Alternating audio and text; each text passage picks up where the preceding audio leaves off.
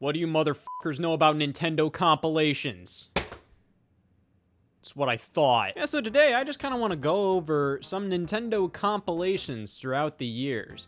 And kind of looking back throughout Nintendo's entire catalog of re-releases, they don't do an awful lot of compilations. Primarily, if they're re-releasing games, they re-release game. Now, I think that's all a part of Nintendo's overall scheme for world domination in terms of their games holding value. Like Luigi's Mansion 2 HD for $60. Oh, yes, please. That's something where you look at a company like Capcom, all right. Resident Evil Revelations was a big 3DS game they released, and that game is genuinely massive. It's almost like an Xbox 360 game on the Nintendo 3DS. And yet, when they brought that over to the Switch, for like $60, you got that alongside Resident Evil Revelations 2 as a part of the Resident Evil Revelations collection. In comparison, Nintendo puts out Luigi's Mansion 2 HD for $60. Of course, they definitely could have bundled in the first game, and it would have made a lot of sense. The first game was on 3DS as well. You could have just remastered that 3DS version and bundled the two together, and then you could have had like a Luigi's Mansion 3DS collection. But no, $60 for a game that originally retailed for $40 in 2013. Now it's over a decade later, and here you go, bitch! The thing is, Nintendo knows they can get away with releasing these games on their own instead of bundling them all together, so I mean, they're gonna do it. Hey, I buy that garbage, you buy that garbage.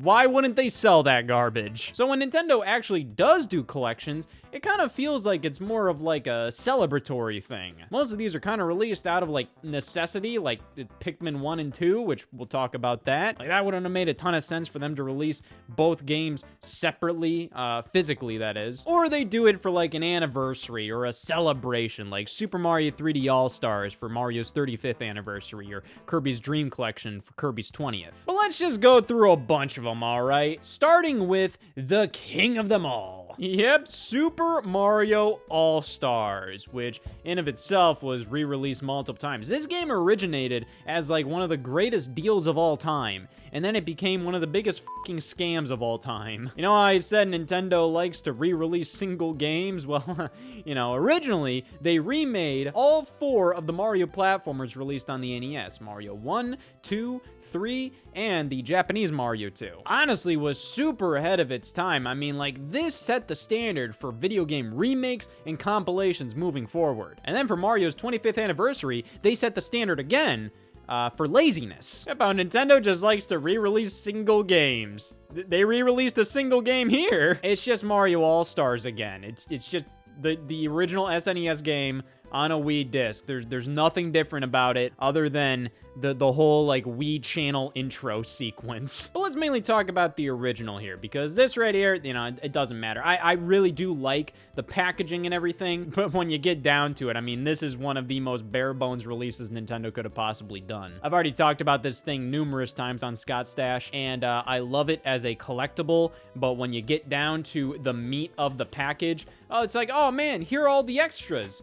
And it's like, okay, soundtrack CD, and here are the tracks. It's one track from 10 games, and then the final 10 tracks are 1-second sound effects from the original Super Mario Brothers. Oh boy. And then the history booklet included, it has little moments that are like cool. Like, oh my god, original design documents for the original Super Mario Brothers. That's awesome. Never mind, let's just show you shit you already know. I love the layout here, but then you have the little trivia facts down here, and they don't amount to anything. It's like the developers just saying like, wow, Mario looks pretty badass here, doesn't he? So yeah, I mean, like, this has elements that I like this all looks great, but then this booklet's over before it gets really started. It would have been great if this was actually like a souped up version of Super Mario All-Stars. I mean, at the time, I remember people bringing up, like, wouldn't it have been awesome if the original Mario platformers were redone a la New Super Mario Bros. Wii? Like, they look like New Super Mario Bros.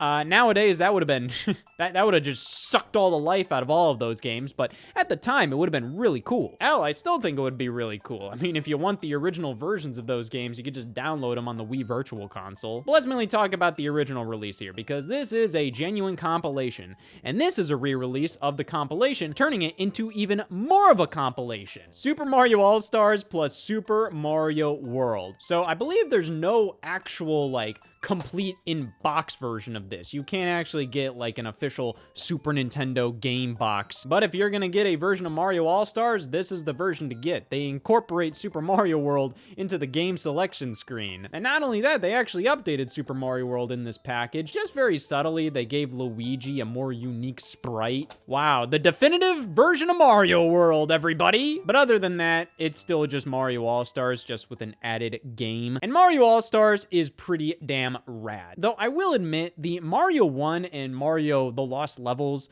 remakes in this game, they're weird. It mainly comes down to the brick breaking physics. When you hit a brick, it's really different in this game. It's almost like it doesn't even phase Mario. You just pretty much go right through it. But I mean, when we go to Mario 2 and Mario 3 remakes, I mean, they're spectacular in this game. You get save files, you get some cool added detail via the graphical upgrades, all new music, brand new compositions based on the Super Nintendo's sound font. It's all wonderful. Like, Mario All-Stars really did set the standard for video game remakes and compilations moving forward. I mean, like, wow, some of the greatest platformers of all time and Mario The Lost Levels. But to be fair, this was really cool because this was the first time we ever got the Lost Levels outside of Japan. This is like a Desert Island retro game for me. I mean, especially the Super Mario World one. One of the greatest video game compilations of all time right here.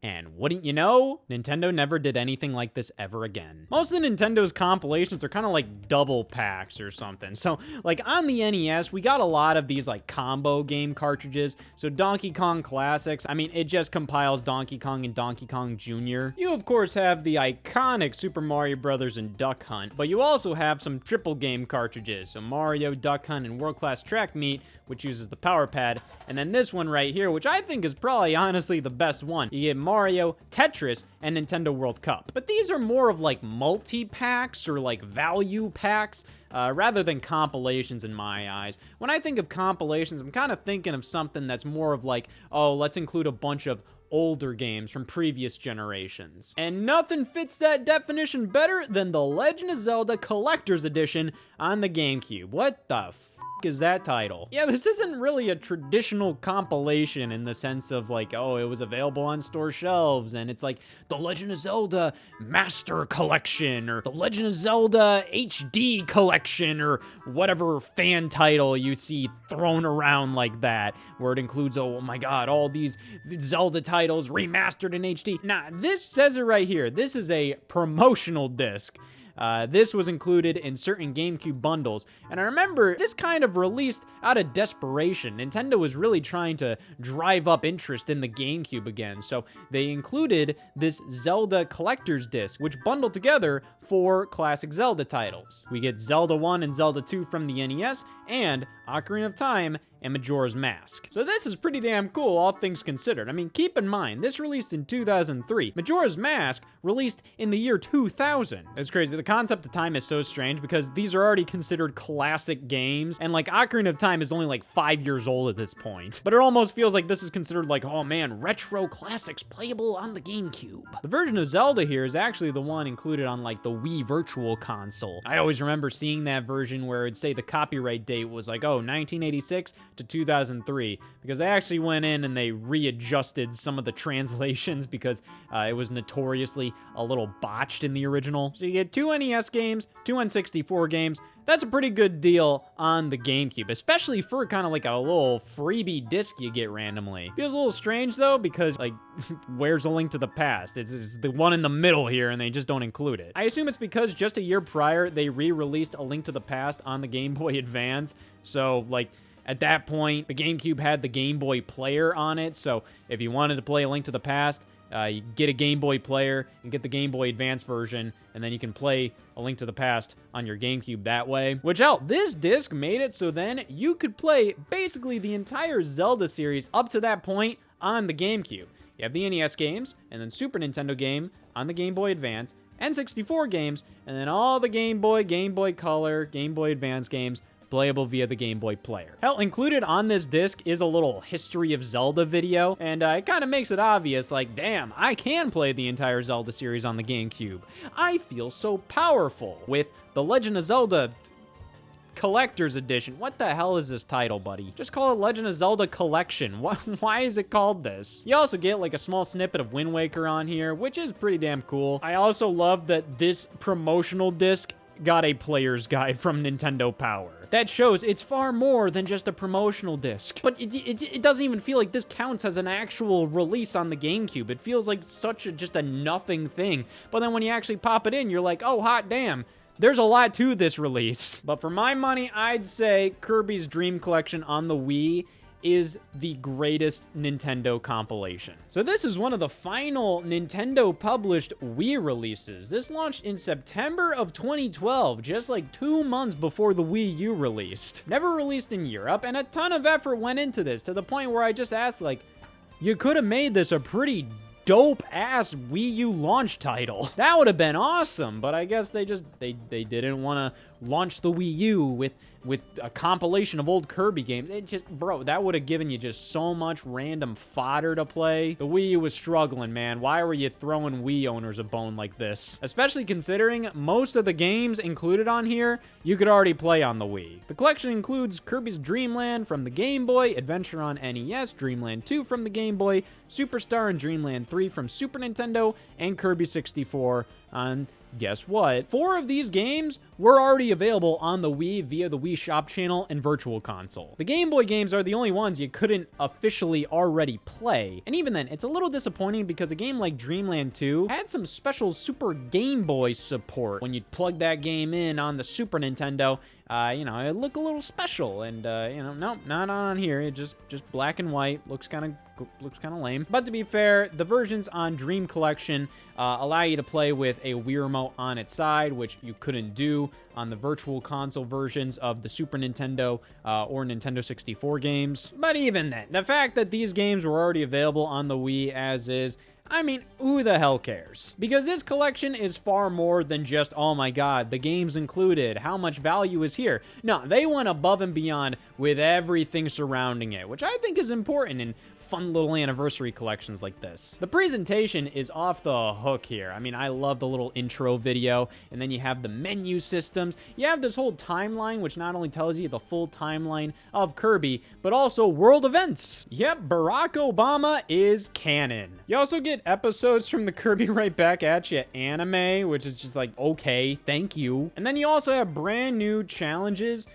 based on Kirby's Return to Dreamland, and those are exclusive to this, so you have like brand new content right there. And this release does follow the tradition of Mario All-Stars on the Wii by including a soundtrack CD and a little booklet talking about the history of Kirby, and I gotta be honest, this is way better than the Mario All-Stars one. Just so much more interesting to flip through. The Mario All-Stars one kind of felt like it was like a school project or something where somebody just had to go through a bunch of Mario games. They were like, oh, look at the box art of this one. Look at the box art of this one. Like, no, this one goes through all these different releases. There's spin-offs too, which is awesome. I love that they even specify, oh, this is on Wii Virtual Console. And then you also have like all this behind the scenes concept art, storyboards, just really, really special stuff here. This is awesome. Is this release the most definitive, necessary collection?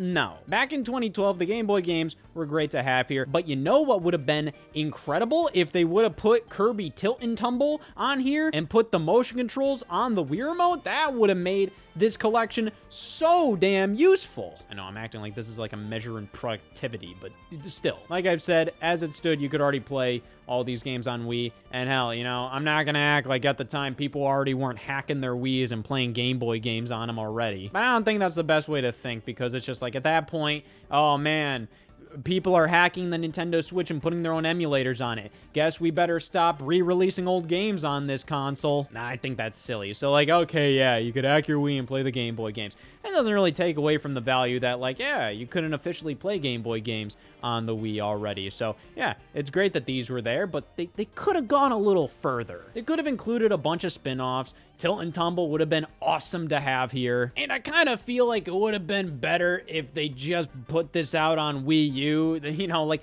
Wii U had an abysmal start to 2013. Like, there was nothing to play on that thing after the launch in November of 2012. You were waiting for months for anything. And even then, you were getting little scraps like, oh my God, Lego City Undercover, thank God, oh my God. And even then, there's a high chance that, like, you didn't even care about that game. So I can imagine in, like, January of 2013 when they had, like, nothing for that console, a little Kirby collection, that would have been awesome. However, I think this collection is incredible when it comes to just the sheer love and passion you can feel oozing from it. The games are great here, the additions are great, the presentation is amazing.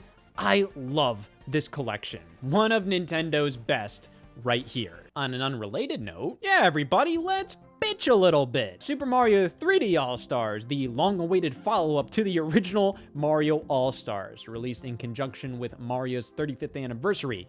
Now, of course, like I said, I've already talked about this one numerous times, so, you know, I'm not gonna really, like, linger on this one all too much, but I do think this collection does get a lot of deserved hate. At the same time, I do think it is a pretty solid collection. I mean, these are three of the greatest 3D platformers of all time.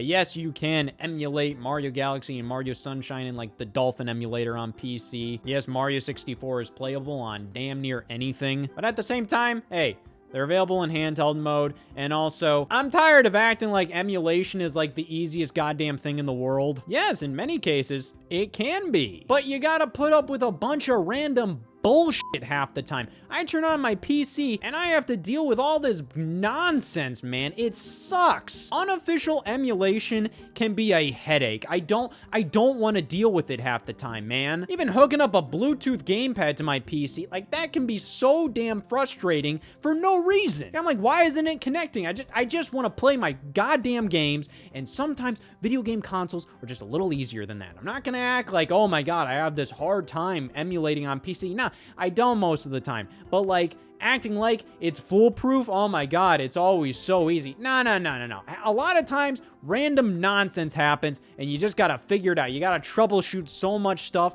and you know what? Sometimes it's just easier to pop this into your Nintendo Switch and just play a game, instead of scouring Google for a ROM or an ISO file. Like, I'm just like, this has its place, buddy. But I think a lot of the disappointment from this release comes from the fact that they didn't go further. I mean, like I said, these are three of the greatest games of all time.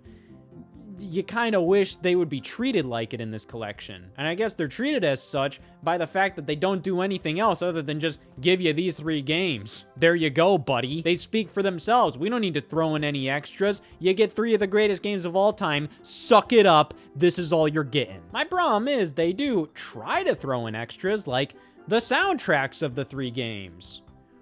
Oh boy! Who cares, man? This is such a nothing extra. I would have loved concept art, or, like, whatever, original trailers, commercials, or even just being able to, like, read the original manuals for the games. Like, that would be kind of cool. Instead, no. Here are the soundtrack CDs.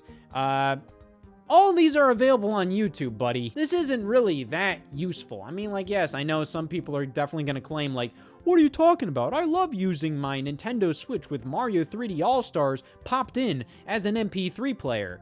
Good for you, but yeah, I just find these to be kind of worthless extras. And then that brings up the other thing of, like, why aren't other games included, like Mario 64 DS, Mario Galaxy 2, Mario 3D Land? Mario 3D World got its own separate re-release on Switch, so, you know, I understand why that's not included. But the other ones are definitely a bummer, though I do kind of understand. You include Mario Galaxy 2, and then half of the package is just Mario Galaxy.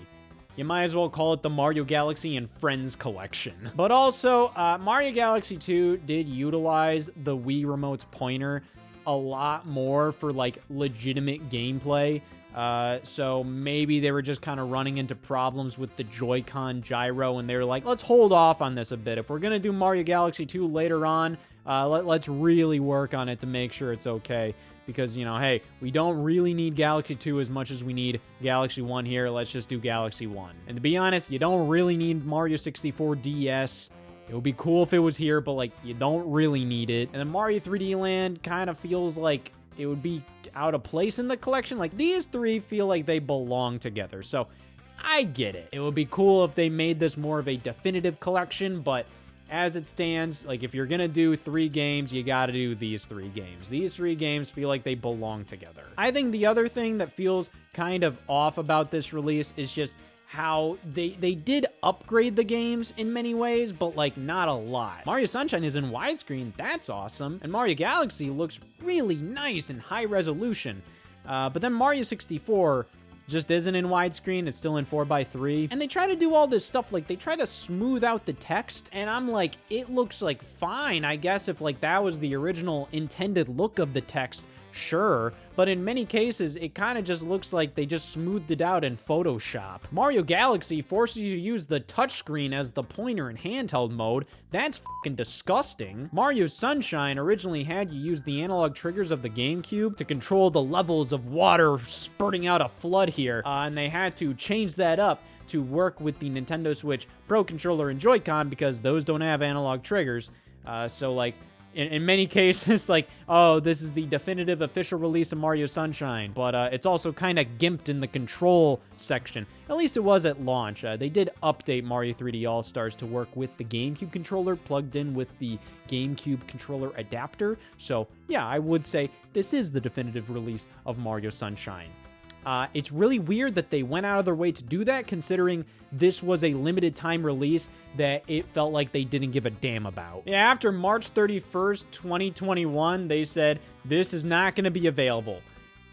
I don't know why they did that. This game would have sold regardless, but I guess Nintendo wanted to see if they could instill fear in their fans to buy as many copies of this as possible and buy it immediately. I mean, it worked. This game sold like crazy, which makes its prices now stupid. That's whatever. I mean, like, this collection is baseline good. I mean, if you consider all the games in the package, it's amazing. But then you kind of, like, look at, like, what they did and how much more they could have done and how much more they could have included. I mean, yeah, you can criticize this release as much as you want.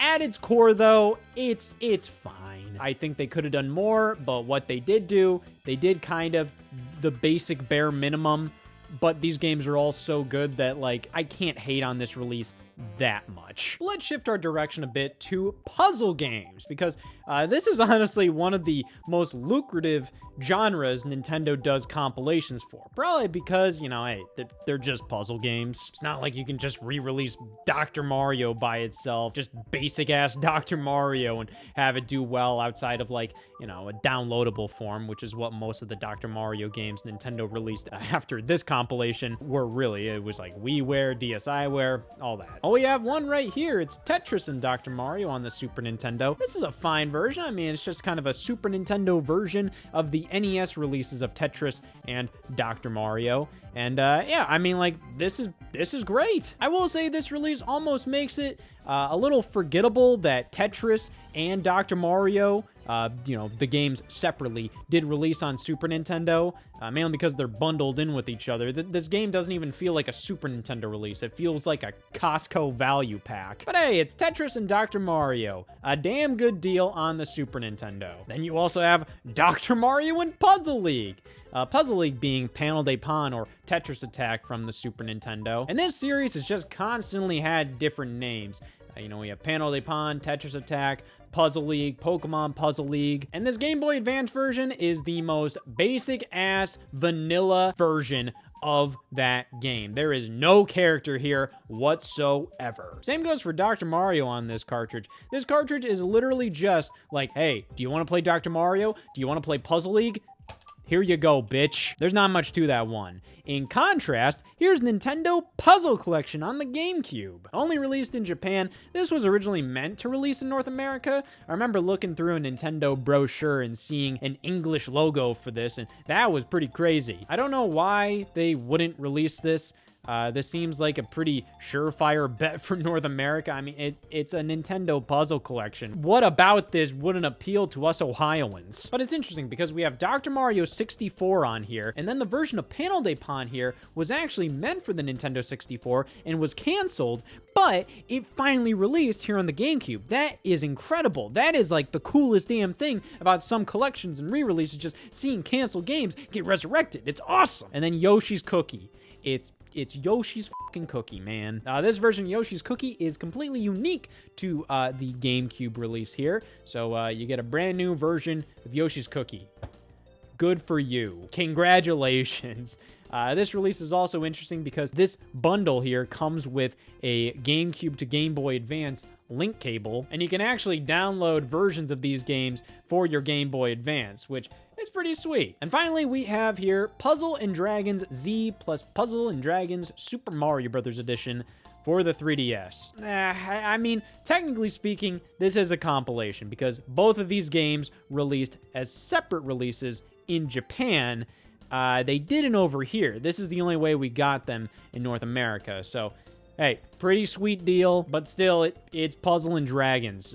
Puzzle & Dragons Z, who cares? I don't think I've heard a single soul talk about this one in this package. It's all about the Mario edition. I think it's really interesting because they use like all these old assets from previous Mario releases. Like they use assets from like New Super Mario Bros. 2 and all these different renders and all this stuff. And it's all like this weird like cell shaded outline design. The top screen is like POV your Mario and then you run up to these enemies. And there's like so much to this game, but it's so done on a budget. It's so bizarre. And overall, it's Puzzle & Dragons. If you don't know Puzzle & Dragons, back when this game released in like 2015, this was like one of the biggest mobile games, specifically in Japan. And it's basically just kind of like a matching puzzle game, but it does have like RPG elements, like you match the orbs to defeat the enemies. That's pretty much all it is.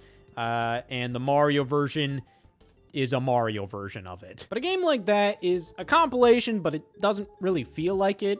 Much like these other dual packs Nintendo released. Pikmin 1 and 2 is interesting because these games both released separately on the Nintendo eShop, and then Nintendo released this physical game card, which includes both, but there is no like menu system. Nintendo updated the Switch at one point or another to allow game cards to include multiple games that'll appear on the main menu. So a lot of these compilation games on Nintendo Switch end up being this. You plug it in, and Pikmin 1 and Pikmin 2 both appear separately on your Switch menu, and you can just select either or if the game card is plugged in. Definitely probably makes it a hell of a lot easier for development of these kind of collections, but it does kind of take away some of the joy, I guess. Like, I could also talk about NES Remix Pack on Wii U, but there isn't much to say. It's literally just NES Remix 1 and 2 from the Wii U eShop bundled together on a disc.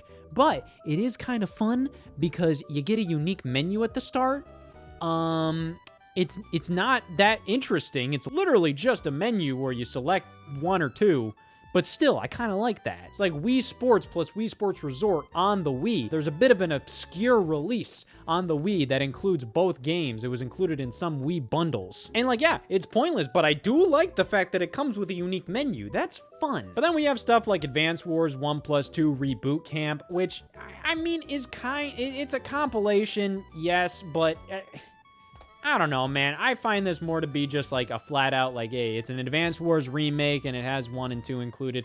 I don't think compilation when I see this. Even though it collects 1 and 2, and they don't like combine the two into one full game. I mean, you select Advance Wars 1 or Advance Wars 2 on the menu. But at the same time, from what I remember, I think you have to beat Advance Wars 1 to play Advance Wars 2 in this game. But yeah, Nintendo's done a couple of these dual releases, including Mother 1+2 in Japan, including Earthbound Beginnings and Earthbound, or Mother 1 and 2, as the name suggests. Only released in Japan, but with Mother 3 releasing in Japan on the Game Boy Advance, made it so then you could experience the entire Mother Trilogy on the GBA, which is pretty sweet. You also have stuff like Another Code Recollection, which, again, you know, it's kind of like an Advance Wars situation. Yeah, it's a compilation, but, like, those games are so damn remade, they're basically completely different from the original releases. So it's like, sure, that's a compilation too. But let's talk about stuff that is definitively a compilation. Oh boy, this is one of the big ones from Nintendo. Metroid Prime Trilogy. Now over in Japan, these games were all released separately. Metroid Prime 1 and 2 were released as a part of New Play Control. You know that whole line Nintendo did where they re-released GameCube games with Wii Remote functionality? Sometimes it definitely improved the games, other times it felt like one of the most unnecessary things of all time. But thankfully, Metroid Prime 1 and 2 were not unnecessary on Wii. These are the definitive versions of those games until Nintendo Switch when like Metroid Prime Remastered released. I mean, Metroid Prime's controls on the GameCube weren't bad, but they definitely feel like a little outdated by today's standards. Of course, the entire game is designed around this outdated control scheme, so it doesn't feel like you're really fighting with the controls, but the fact is, like, you can't aim and move at the same time. In Metroid Prime Trilogy, now you can! It feels just like Metroid Prime 3 Corruption on the Wii, where you pretty much have complete and utter control of where you're pointing. It's so damn freeing. It feels so amazing. And I'm not even the biggest fan of first-person shooter controls on the Wii. I think they can be really good, but a lot of the times I feel like it almost gives you too much control, or it just kind of feels a little too, I don't know, unwieldy, especially with the Wii Zapper. But I'd say Metroid Prime Trilogy is one of the best deals Nintendo ever offered, primarily because, like, at this time, this was in 2009, Metroid Prime 3 was only 2 years old at this point. Metroid Prime 1 and 2 weren't even a decade old. You're combining all these games for like $50 on the Wii. That was a steal, especially since 1 and 2 were sold separately in Japan. So like, no, we're including everything on one Wii disc.